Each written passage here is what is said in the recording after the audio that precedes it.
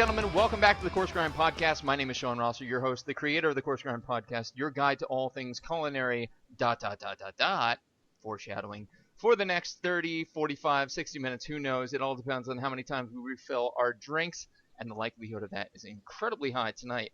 Another instance of foreshadowing, go figure. Tonight is episode number 24. Who would have thought it? I keep making number jokes. I'm running out of them. If you could think of a joke for 24, please do me a favor and drop me Kiefer Sutherland. I can make a reference to 24 there. There you go. I don't know what that means, but episode 24 nevertheless. So this evening, we're going to take a foray into some uncharted territories, revisiting my hometown to branch out in another arena.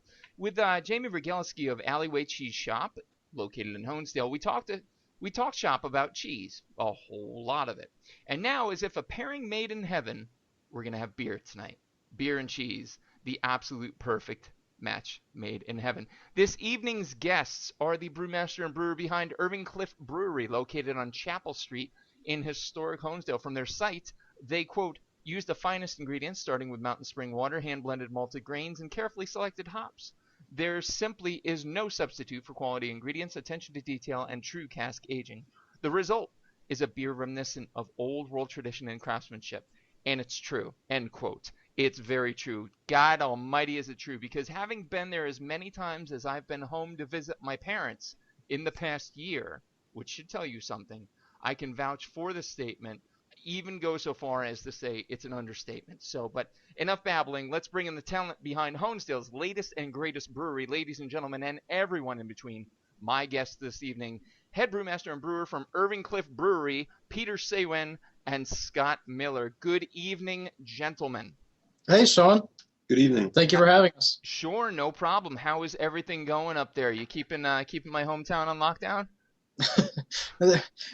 They're very thirsty. They're very thirsty, and thirsty is good. Last I checked, we actually delayed the start of the episode a couple minutes because I think all three of us needed refills, and that, last I checked, is not a bad thing.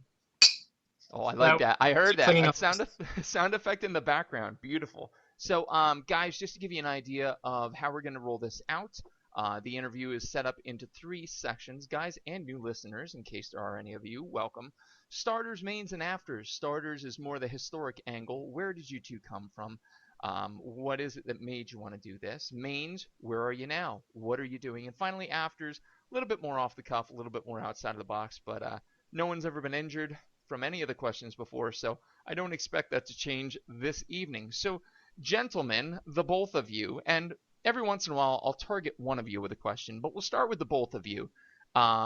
Pete and Scott, tell me about where you grew up and where you grew up eating specifically.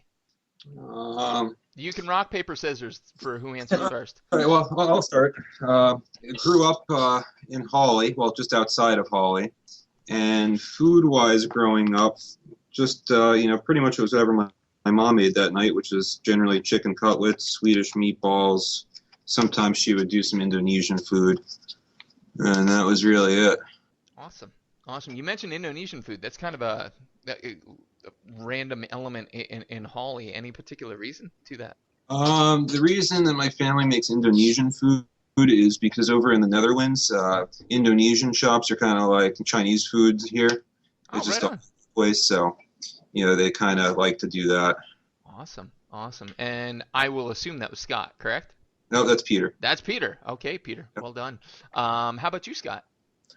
Well, I grew up in New Jersey, down at the shore in Bricktown. And as far as food, it's kind of interesting because my heritage is almost full German. And my mother was adopted, and she was raised by an Italian family. Mm. So it was always a mix of German and Italian food. All right on. So meatballs, but it would depend what kind of sauce, depending on the night she was having? Yes, absolutely. Right on. Awesome. And the both of you, again, what were you picky growing up? Not so much. Right on. I kind of was. I was that very skinny kid that was very picky with food. But now I eat anything. It's all delicious. Awesome. And are there any foods, the both of you can go back as far as possible that really kind of give you a pang, that really kind of give you that nostalgic heartache for times gone by? Uh, Maybe some liverwurst once in a while and Yeah. pickles. Liverwurst and pickles. Awesome. Awesome. Underrated. Underrated, damn it. I'm a huge fan. I'm a massive fan. For me, it would be not so much like a longing for food because my mom she still makes a lot of the same food. Mhm. However, I tell Pete this too. One of my most hated foods, which is the flavor is pretty common in my family because a lot of my family likes it, is black licorice. Mm-hmm. And any of that stuff, anything that tastes remotely like that is absolutely disgusting. Yeah. I think it's horrible. Opposed to the black licorice. I'm not a fan myself, so I could pretty much shoulder right there with you. So the next question, and again, just to kind of get the background of the minds behind, I want to pose this to the both of you, and I want to shift it a little bit. Normally, at this point in the interview, we ask about culinary influences growing up, but let's craft that question, if you will, into obviously where you're at is a very craft artisanal beverage centered specialty. Who would you say growing up was the figure that kind of made you realize, hey, this could be something? Oh, speak of the devil, Brian Cobb, the owner, just walked into the room. If you want to say hi, Brian. Hi, Brian. This is Sean. He was doing the podcast for us. Oh, He was here over the summer. Remember him? yeah. Sean, how we doing? We're doing good, Brian. How are you, sir? Great, very good. Ladies Very and good. gentlemen, first time ever, first threesome ever on the podcast. There you go.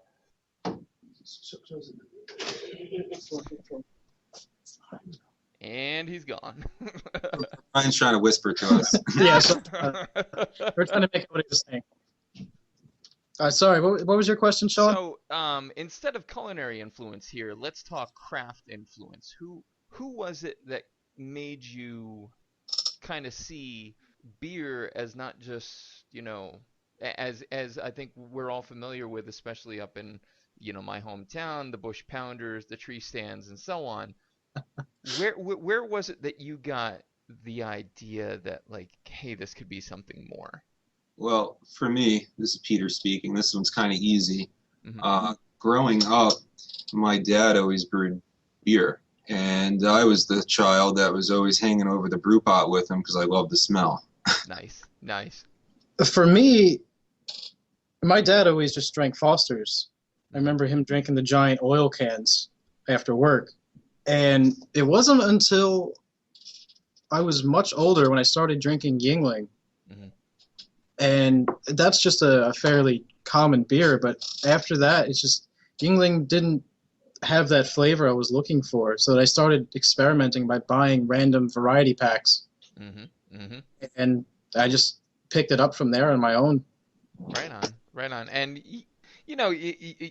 saying that the Foster's oil cans were the constant, Foster isn't necessarily a slouch. They had an ESB they used to do in an oil can, and it was in a green can, and I can never find it now, but I remember it being just amazing.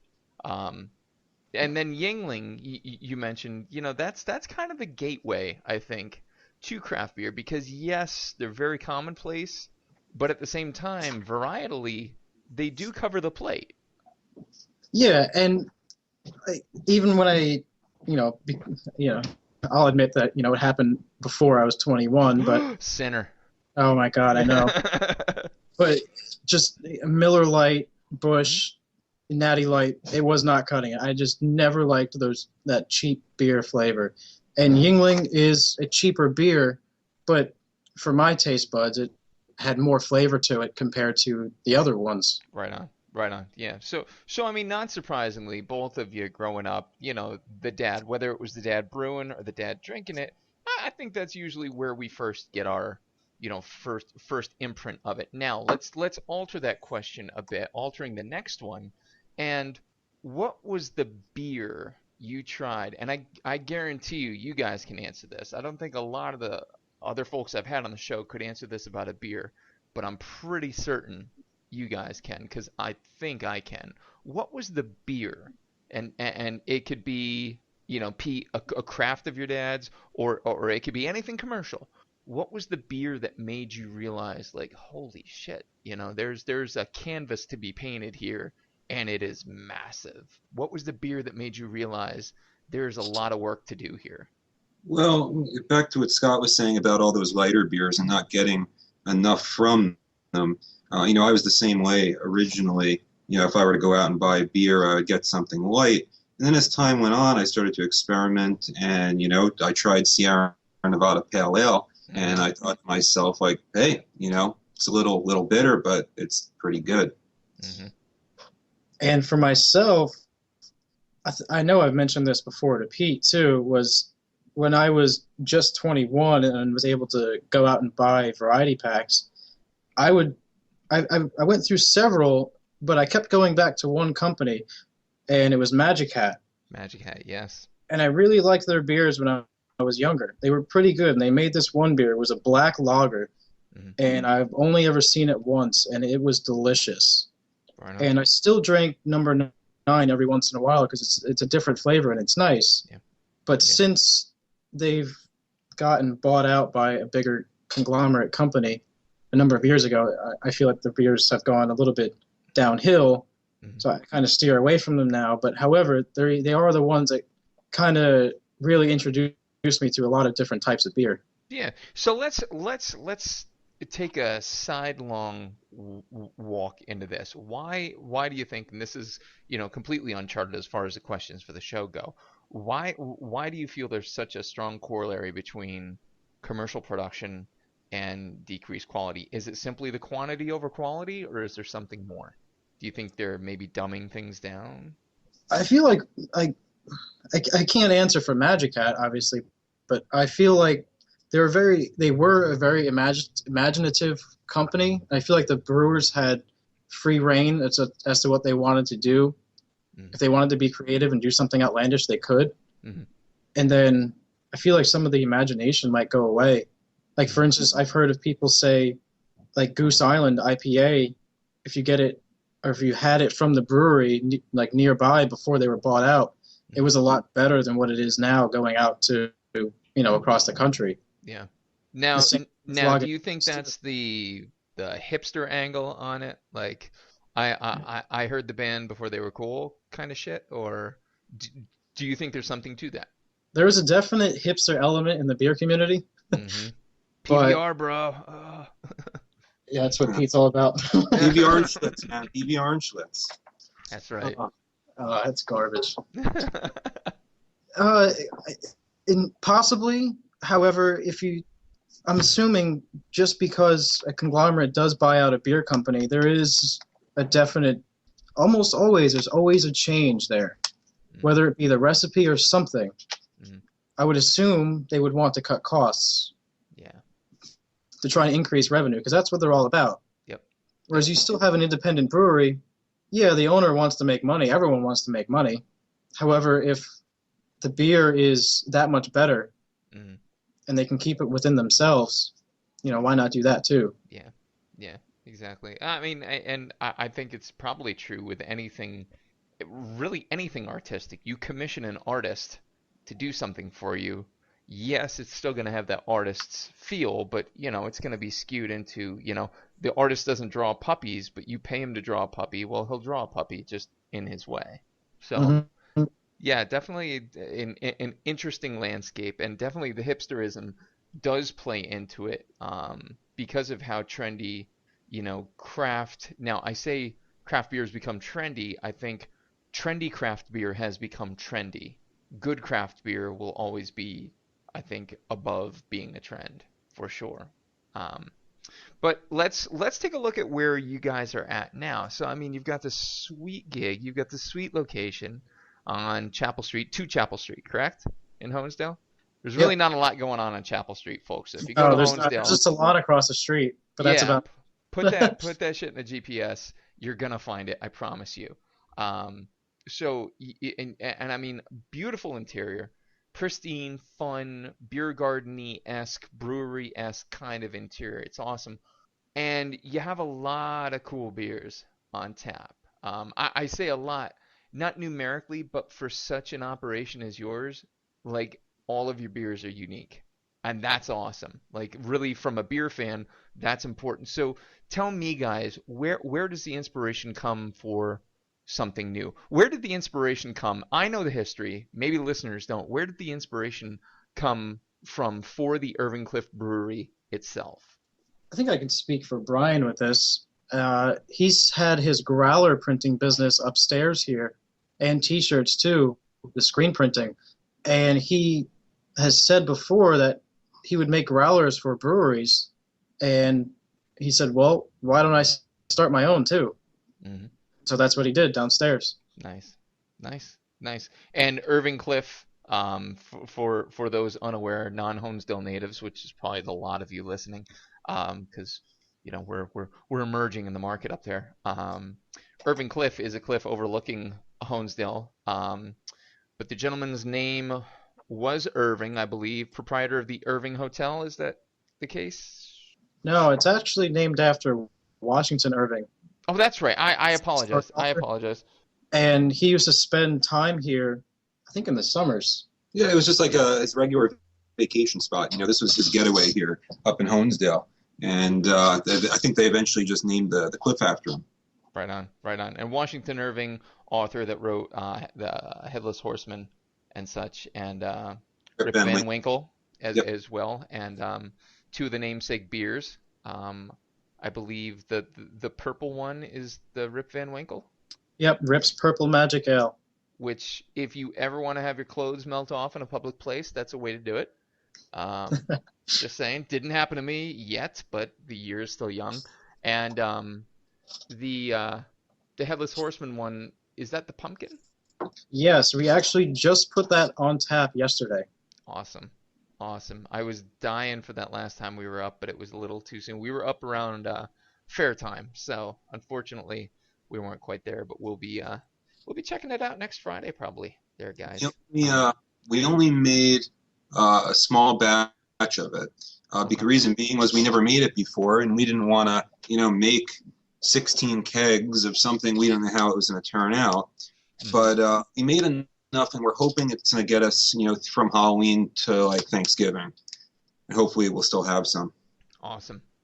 Yeah. I'm certainly hoping from my selfish perspective, but that's just me. So yeah, if you're here next week, we'll definitely still have it. Awesome. So that's the inspiration behind the brewery itself. Now let's talk about where it is you come up. Obviously, Washington Irving, the literary works, but there's other beers involving local landmarks such as the Stourbridge line and so on. Where do you draw your inspiration from outside of the local history, the local landmarks? Obviously, those are good for the name, but how about like flavor profiles? Do you kind of lift some elements from other beers, or are you truly kind of in your own heads? We do lift inspiration from other beers. We definitely do. We use the pumpkin, for instance. Something we determined with most pumpkin beers is that they are way overly spiced, and the flavor is too much to where if you have a bottle of it, you're lucky if you can finish. Like that last quarter of the bottle is really tough to drink because it's too much. You get tired of the flavor. Or if you order a pint of it, you're not really sure if you want to finish a whole pint because it gets to be too much. Right. So we both agreed on that, and so we wanted to make our pumpkin beer fairly mild. You wanted to have that flavor there, but we didn't want you to get quote-unquote sick of it. Right. We want you to be able to have a pint of it and still sit there and be like, you know what, that was still good. Maybe I'll have another. So you're really drawing from your personal preference, which I think is phenomenal. Yeah, absolutely. And that goes also with like Horatio Allen Stout. It's not a thick and heavy stout. We wanted to kind of introduce people to stouts. We didn't want anyone to get shied away from it because it's a black beer. It's very dark, and a lot of people get turned off by that. And we've had a number of people come in, and they say, "Oh no, I don't like stouts. I don't like stouts." We say, "Here, try this first." And they say, "You know what? That's actually pretty good, and I don't like stouts. I could actually drink this. It's nice." Very true, very true. And talk to me a little bit about your carb style, because I know my first time when I came in, I was caught a little bit off guard because I'm not necessarily as used to cask ales as opposed to others. Can you talk to me about that? Well, we used to use priming sugar, which would carbonate in the keg itself. Mm-hmm. And then we ran into a problem with a batch of beer because the way we were doing it, we had to physically open each keg and pour it in. Mm-hmm. And we ran into a batch of beer that went bad, and we lost a lot of money on it because bacteria got in there somehow and infected the beer. Mm-hmm. And so now we're actually force carbonating the beer, which is hooking the kegs up to CO2 and carbonating it that way. Mm-hmm. And for listeners who have not had beer in that way, what does that do to the carbonation that they're used to? Like when you pour a standard beer that you'd get in a pub, you know, you're going to see the cream. Mm-hmm. Most beers today are force carbonated. They're in they're called bright tanks. Mm-hmm. Mm-hmm. We carbonate right now directly into the keg itself, and the biggest thing with it is that you have a lot more control with it, because the way we were doing it before, sometimes the keg would get carbonated, sometimes it wouldn't. It would just, a lot would depend on the yeast that was still living in the beer, whether or not it wanted to cooperate. Sometimes it didn't, and what happens is you end up with, 15 gallons of beer that isn't carbonated. Right. End up force carboning anyway.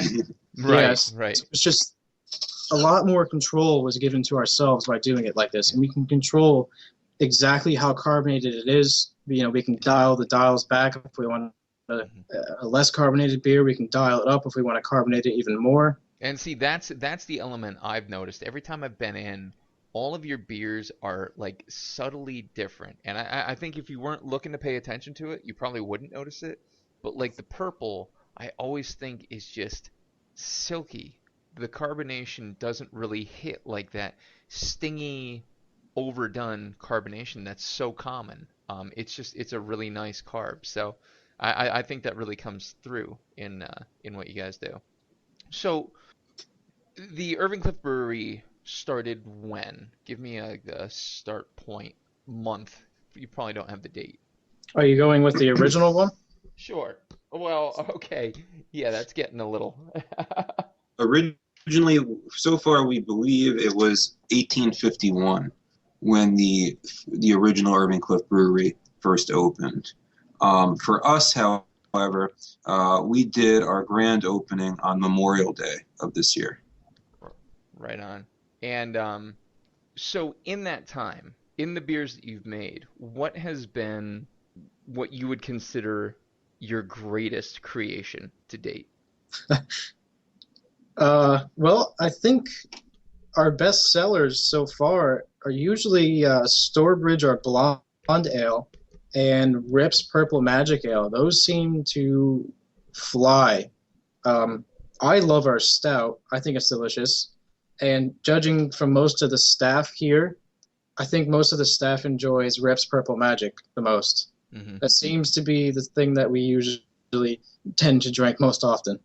Yeah, it's just it's a big beer without feeling like a big beer, and I think that's mastery at work right there when you can do that. We just made 250 gallons of it yesterday. Yeah. Excellent. Oh no, maybe it's Tuesday. Tuesday. Yeah, we did it on Tuesday. It's all a big blur. All a big blur, as well it should be. As well it should be. Hey, looking at the beer industry overall, realizing you guys probably keep your fingers on the pulse, figuratively, as it were. What do you feel coming up or emerging now is going to be the next big thing in beer? We were kind of just talking about this earlier today, about how when the craft beer movement started, you had that, and then you had this giant hop movement come through, in which hops were everywhere. I mean, IPAs were, and apparently they still are the most commonly drank craft beer. But it seems to be shifting, at least in my eyes, shifting away from hops now.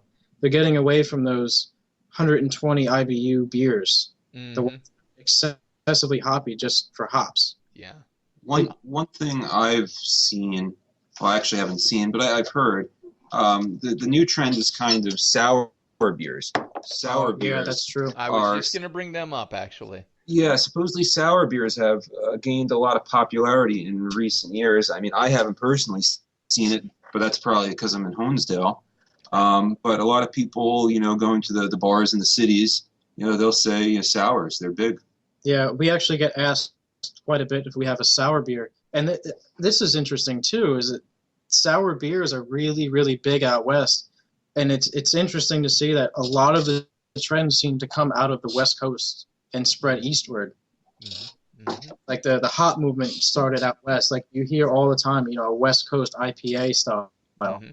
Yeah, that's another thing. Like IPAs, they're almost branching off into two different categories now. Yeah. You got your West Coast style that has like a bit of a thinner body, not as much malt going on, and they're just heavily hopped. And then you have the East Coast IPA, which is a little more malt forward and, not as hoppy. Mm-hmm. Mm-hmm. Well, yeah, you had mentioned Sierra Nevada before, and I remember Sierra Nevada being one of the first notable IPAs I ever tried. Mm-hmm. And, I got hooked on the hops early on. This is probably going back to mid 2000s, and when it got into double IPAs, there was just a point where I said, all right, fuck it, enough. I can't do this anymore. My mouth can only turn so far inward on itself, and Mm-hmm. I've been slowly getting back in the pool, but I've really kind of been off the hops for a while, just because it was so overdone. And the sours, actually, the last time we were up Fair Week, when the Evil Knievel crew was in, you had a sour you were experimenting with, I want to say. Correct. It was a Belgian white base, but there was lactic acid added to sour it, which would be the acid produced by the bacteria used in most Belgian beers. And so that's how you make a sour. You add a lactic acid to it. It wasn't a true sour beer. Mm-hmm. No. The way that the true sour beers are is when they actually add bacteria to it, a certain type, and that gives it its sour quality. But that is also very dangerous too, because you don't want it to infect any other beers. Right. And so throwing bacteria into a beer can be very risky, and you have to be extremely controlled with what you're doing. All it takes is one fruit fly. Yeah, to spread it to another beer, and then there goes thousands of dollars worth of beer.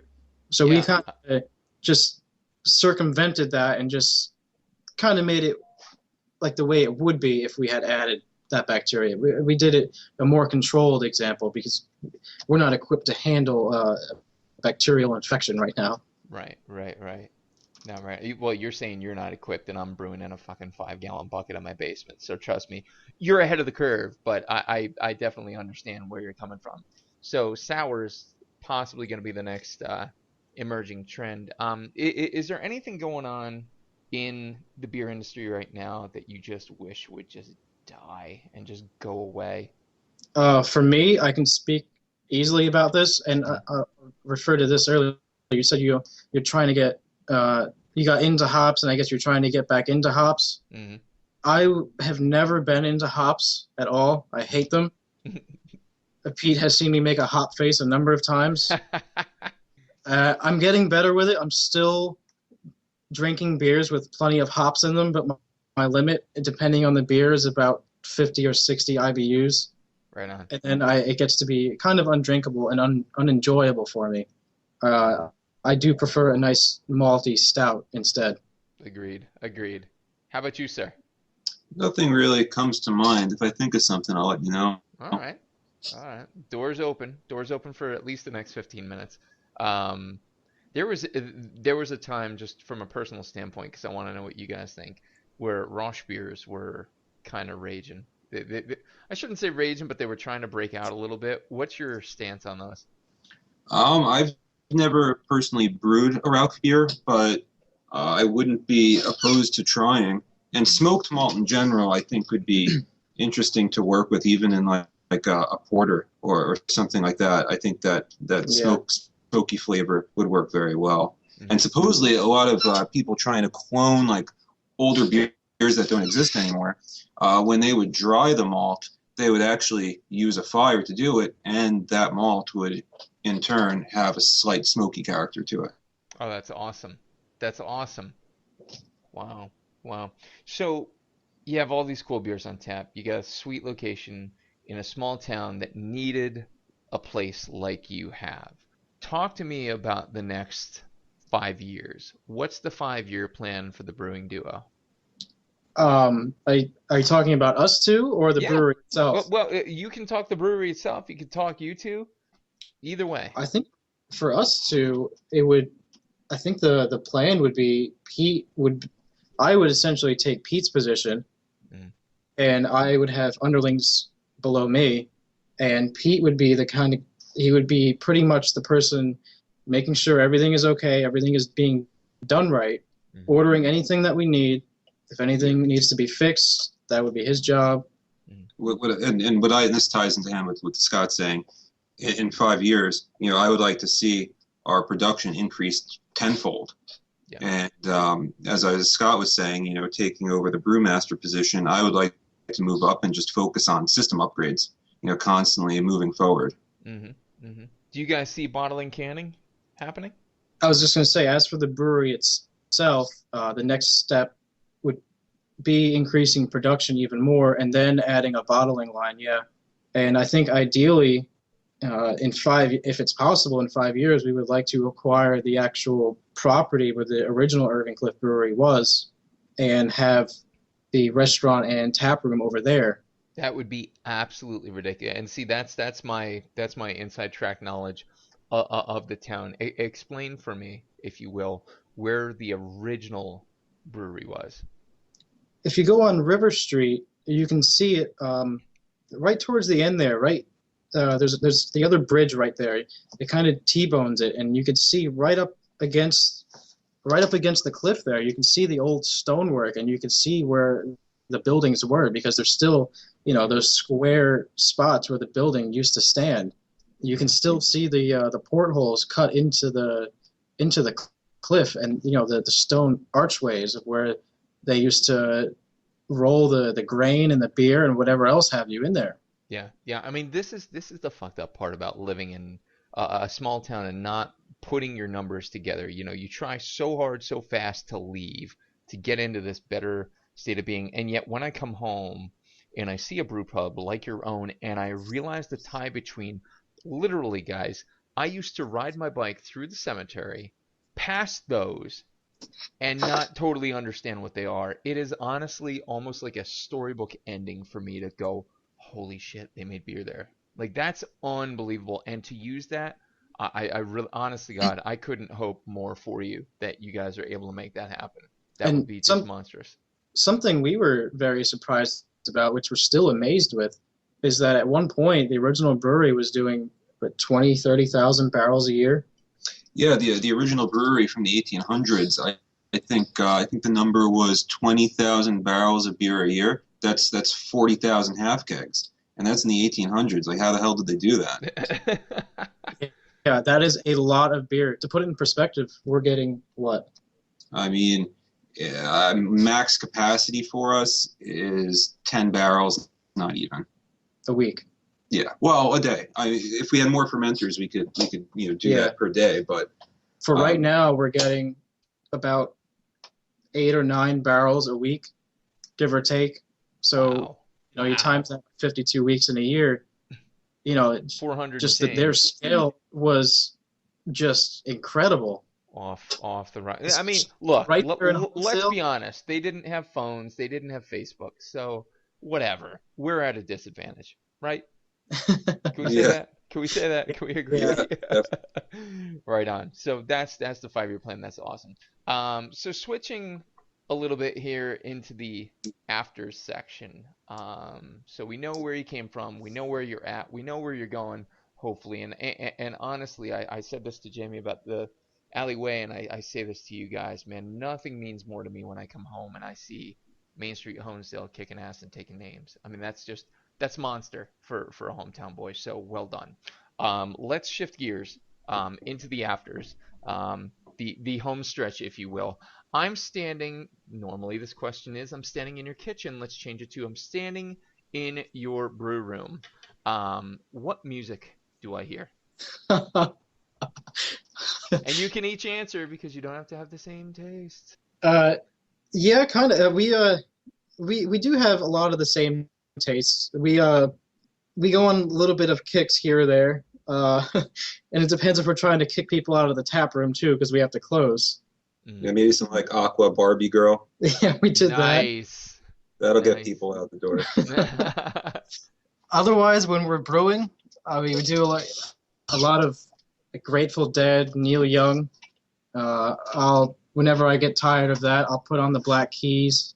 Nice. We do stuff like that. Another a good band to get people out the door is, what was it, Bass Nectar? Yeah, I played Bass Yes. Nectar the other day, and people didn't seem to like that one. So. Yeah, When we Bass gotta Nectar close, would we gotta definitely work. close. Holy shit. Holy shit. So you're in the brew room. What's your mouth like if it had to be rated a movie scale? Like for example, mine in the kitchen is hands down NC-17 unless my kids are around, then I have to change it. So, what would yours be, brewing? It depends how well it's going. Right So on. it depends on how pissed off I am. Yeah. This week and last week it's gone pretty well. But a couple of weeks ago we had some issues when we were brewing, Mhm. and we were both not very happy campers. Right on. But on average, I mean, you probably shouldn't have your kids hanging around with us all day. Right, right. My kids shouldn't hang out with me all day. That's why they go to school and daycare. So, I'm completely with you there, man. So we're gonna strand you both on a deserted island, and you're allowed to bring 3 foods or food type items along with you. What would they be and why? And Scott, we'll start with you. Uh, one would have to be beer. All right. As far as other foods, honestly, I like. I like how you said as far as other foods. Beer counts as a food. I'm in. Well, we can bring this up too. Recently, the law changed for breweries to make cider, and it's kind of interesting because we're actually dealing more with the FDA than we are, LCB or any other alcohol management agency. Oh, interesting. So there's that too. It was very interesting when we were looking up the laws for that. Mm. But anyway, nothing tastes better than a well-cooked steak. Mm-hmm. And my third item, that's a tough one. You know what? Probably you got to get the veggies in there. Probably some mixed salad or some type like that. You bringing a salad for? All right, come on, Pete, save this. Let's go. All right.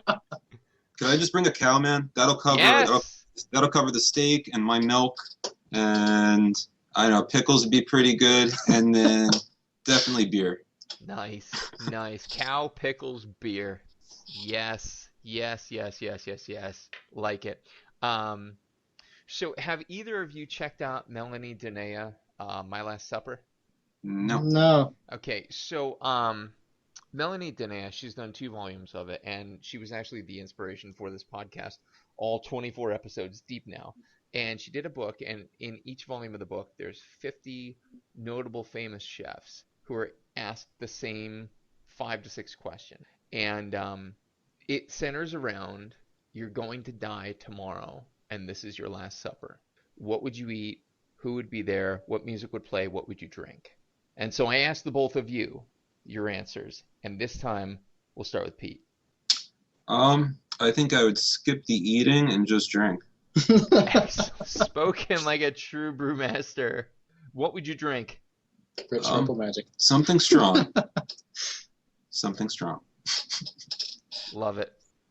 Love it.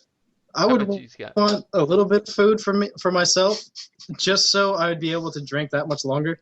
Excellent. Excellent. Something very absorbent. Oh, you know what? Irish nachos. That would be fantastic, actually. Oh my God. Oh my God. Those are insane, by the way. Those are insane. Anybody listening, go to Irving Cliff, get Irish nachos, reap benefits. You will. They are to die for. To absolutely die for. I'm not even going to tell you what they are. Go find out for yourself. It's worth the trip from anywhere. What would you drink, Scott? Can I pick 2? Yeah, absolutely. You can pick as many as you fucking want. Well, beer is always a given. I would like to drink the beer before and during my Irish nacho feast. Mhm. Afterwards, I would actually enjoy a glass of Riesling. Scott, we got to talk. You're going from salad to Riesling. I'm thinking about Scotch now. Pete, do me a favor, buddy. Call me up. I'll come up there. I'll brew with you. I'll brew with you. We'll put some. No, fair enough. Riesling it is. Very well done. And finally, guys, again to the both of you, what is? I would normally say food. I'm going to say beer. What is beer to you in a single word, Scott? Let's see. See, I want to say delicious, but I have had a lot of bad beers that I do not enjoy as well. Oh, that's tough. I mean, it definitely is. I remember, I think it was you that said this. You know, making beer is an art. Yeah, for sure. So it's tough. Like I want to call it art, but most of the time you don't eat art or drink art. Making art after you're drinking beer is a lot more fun. Yeah, a lot of things after drinking beer is a lot more fun. I could say beer is fun. Beer is fun. That's I like it. I like it. It doesn't have to be cryptic or complex. I think that's beautifully illustrated. And how about you, Pete? I would say beer is a gift, and from who, I think we all have our own interpretation of that. I like it. Isn't it Franklin that said beer is evidence that God wants us all to be happy? Yes. Yes. There you go. I mean, talk about a little capstone quote there to end the interview. Gentlemen, Pete, Scott, thank you so much for being on the show, guys. I appreciate it. Thank you, Sean. Is there anything I can help you plug? Anything coming up for the brewery happening that we should know about? Well, we just added our pumpkin beer on. We'll be having our cider on tap in a couple of weeks. And I believe we're having a huge Halloween party here Friday and Saturday night for Halloween weekend. Ooh, sounds like a time. Something to also look forward to is we actually are having a real dining car from the train company in town bring a dining car out and sit on the tracks in front of the brewery, and we're going to be doing dinners and serving beer out there as well. Well, correction. We will not be serving beer. Yes, okay. People will be coming to the bar and buying growlers to take onto the train because it's not. I see. A BYOB then. We will be serving dinner on said train. We will cater the food. I like it. Legality. Very good, man. That all sounds exciting. There's a lot of things to deal with. Absolutely. Well, again, gentlemen, I super appreciate it. Peter Seeuwen, Brewmaster Scott Miller, brewer at the Irving Cliff Brewery. You can check them out online, irvingcliffbrewery.com. They're located at 2 Chapel Street in Honesdale, Pennsylvania, 570-647-0644. Do not hesitate. Go check them out. The pumpkin beer. Listen, after next weekend, I can't promise you shit. I think it's all going to be in my stomach. But if it's not, I'm going to try. So thank you so much again, guys. My producer this evening has been the Reverend Johnny Lamoria, a.k.a. Johnny Robinson. Be sure to check out his podcast, Cinematic Pig's Feet, on Facebook, on YouTube, and all other online venues. Next time, ladies and gentlemen, episode 25, the quarter-century episode. Who could it be? There's leads, but we don't know yet. Be sure to check it out. Be sure to stay tuned, and we'll catch you soon. Take care. Thank you, Sean. Bye-bye. All right, guys. Hey, thanks a lot. Be good.